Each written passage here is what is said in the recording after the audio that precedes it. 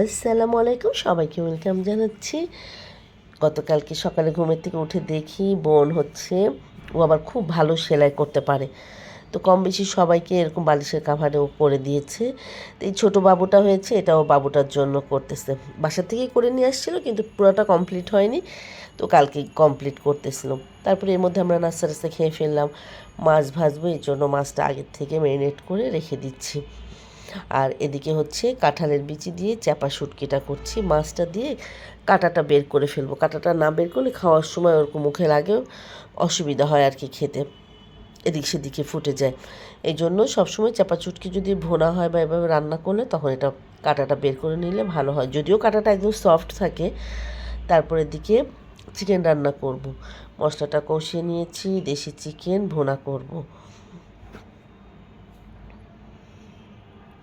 আজ বেশ কিছুদিন আমি তেমন বড় ভিডিও দিতেই পারছি না, কারণ আমি এতটাই ব্যস্ত, ঘুরে বেড়াচ্ছি, তেমন ভিডিও করা আমার হচ্ছেই না। এদিকে দুপুরে খেতে বসবো। শোলা কচু রান্না করেছি চিংড়ি মাছ দিয়ে, মাছ ভাজা, আর হচ্ছে কাঁঠালের দানা দিয়ে শুটকি মাছ। তো আমরা দুইজনই খেতে বসেছি। ও নামাজ পড়ে আসে, ছেলেও আসছিল। পরে ছেলে আর ছেলের খালামণি গিয়েছিল নিচে একটু আইসক্রিম কেনার জন্য। পরে ওই যে ও আসছে, ও এসে ভাত খাচ্ছে। ওনার তো চিকেন বা বিফ যে কোনো একটা চাই। আর শুক্রবার মানে স্পেশাল কিছু তো সবারই বাসায় রান্না হয় কম বেশি, তো সেম আমার বাসাও একই। তারপরে চালের গুঁড়ো করিয়েছি, যে চালের রুটি বানাবো অনেক দিন ধরে। আমি আটাটা খুব ভালো যে পারি করতে সেটা না। পরে পানি একটু কম হয়ে গেছে। আমার বুয়া খানিকটা আমার সাথে চিল্লাচিল্লি করলো, খালা যে আমারে বললে আমি করে দিতাম এই সেই। তো বললাম যে নেক্সট কখনো করলে তোমার সাথে করাবো। যাই হোক, মোটামুটি হয়েছে ভালো। এদিকে আমার বোন আর আমার খালা করছে। আমার খালা বলতেছে যে সার্ভেন্ট যে আমার বাসায় কাজ করে আর কি, খালা, উনি বলছে যে আমাকে নিও না, আমি এত কালো, সবাই বলবে তোমার খালা এত কালো।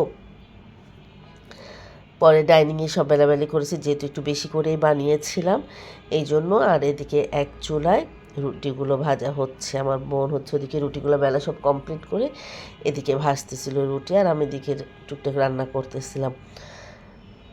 আর এটা গরুর মাংস মাখিয়ে রান্না করব রুটির সাথে খাওয়ার জন্য। এটা অবশ্য আমরা রাত্রে খেয়েছি গতকালকে। সব মশলা একসাথে দিয়ে আমি অবশ্য মাখাই নিয়ে ঘন্টাখানিক মতন ম্যারিনেট করে রেখে দিয়েছিলাম। তারপরে চুলায় বসিয়েছিলাম, সব মশলা একসাথে দিয়েছি এবং পাতিলে রান্না করব। সাহস ছিল এই জন্য, যেহেতু আমার বোন আছে, তো ভাবলাম পাতিলে রান্না করলে ও তো আছে, ও তো দেখবে। তো বেশি সময় লাগে না আর কি, রান্না হইতে তাড়াতাড়ি হয়ে গেছিলো রান্না।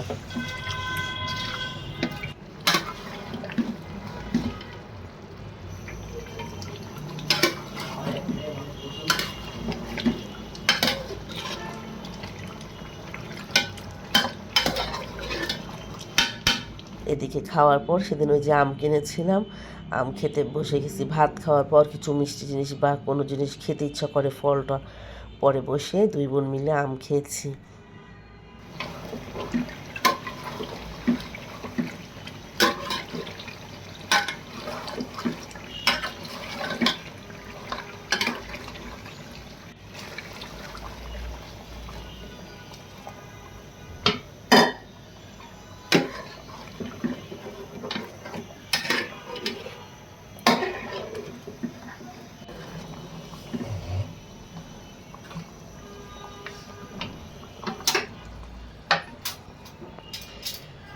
এদিকে মাংস হয়ে গেছে।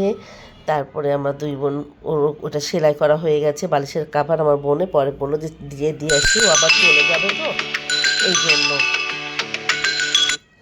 তারপরে হচ্ছে আমি লুৎফা ওখানে গেছি, আমি শুধু বলেছি আমরা একটু আসছি। আমার ইভা সারা দুনিয়া নাস্তা নিয়ে এসে আনিয়ে রেখেছিল আর কি। পরে আমরা যে সব খেলাম অনেকগুলো। পরে বললাম যে আবার নুডলস বানিয়েছিল, আমার বোন ছিল, বোনের সাথে। পরে ওকে বললাম যে এত নাস্তা কেন দিয়েছো বা কেন আনাইছো এতগুলো নাস্তা।